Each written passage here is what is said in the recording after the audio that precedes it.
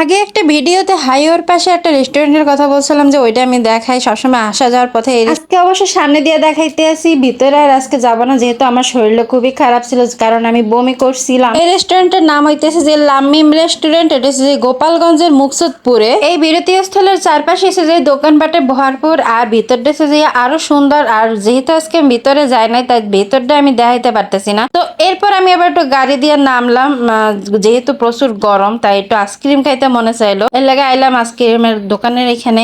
আর এই যে আমার গাড়ি এই শ্যামলী, এটাতেই সবসময় বেশিরভাগই আমি আসা যাওয়া করি। শ্যামলী, সাকুরাতে, লাবিবাতে আমি যতবারই আসা যাওয়া করি এই জায়গাতে আইসক্রিম কিনা খাই। আর এই জায়গায় কিন্তু এমনি তো আইসক্রিমের দাম বেশি, শুধু আইসক্রিমের দাম না অন্যান্য জিনিসের দামও বেশি। সবাই একটু টাকা একটু বাড়াই নেয়। যে পরিমাণ গরম পড়ছে এর জন্য মনে করলাম যে আইসক্রিম খাওয়াটাই বেটার হইবে, তাহলে আর খারাপ লাগবে না আর বমিও হইবে না। তো আম্মুর আর আমার জন্য দুজনের লেগে দুইটা আইসক্রিমের কাপ কিনে নিয়ে এলাম। আমার মতো সবসময় কারা কারা এরকম করেন, আমি সবসময় কাপটা খুললে এই কাগজটা একটু চাটা দিয়ে লই, কারণ এই কাগজও কিন্তু আইসক্রিম লাগিয়ে থাকে।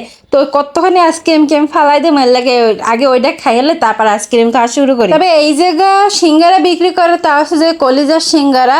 আর এই কলিজার সিঙ্গারা কিন্তু খাইতে বেশ মজা, কিন্তু আজকে আমি কিনি নাই। আর এই বিরতি স্থলে আসলে সবসময় 20 মিনিট টাইম দিয়ে থাকে, আর প্রত্যেকটা বাসই আর কি 20 মিনিট করে টাইম দেয়। তো এরপর আমাকে বাসটা ছাইড়ে দিতেছে, ছাইড়া ঢাকার উদ্দেশ্যে রওনা দেবে। তবে আমার সাথে সবসময় যারা ট্রাভেল করে তাদের একটু সমস্যা হয়ে যায়, কারণ আমি এসি বাসে চড়তে পারি না, কারণ এসি বাসে চললে আমার দমটম সব বন্ধ হয়ে যায়। এর লাগে সবসময় নন এসি বাসে আসা যাওয়ার চেষ্টা করি, কারণ নন এসি বাসে সবসময় খোলামেলা থাকে আর প্রাকৃতিক বাতাসটা পাই, এর লাগে আর দম আটকাই না। গোপালগঞ্জ দিয়ে গাড়ি ছাড়বার ভাঙ্গা পর্যন্ত আমি তাকাইছিলাম, তো ভাঙ্গা যাওয়ার পর আমি আবার ঘুমাই পড়ছিলাম। তো ঘুম ভাঙছে পর আমি দিয়ে যে পদ্মা পার হয়ে গেছে, কি আর করার। তো এরপর আবার মাওয়ার রাস্তায় আমরা চলে আসি, তারপর কিছুক্ষণ পর আবার ঢাকার মধ্যেও ঢুকে পড়বো। তো আজকের মতো এ পর্যন্ত, আবার অন্য কোনো ভিডিওতে দেখা হবে। আল্লাহ হাফেজ।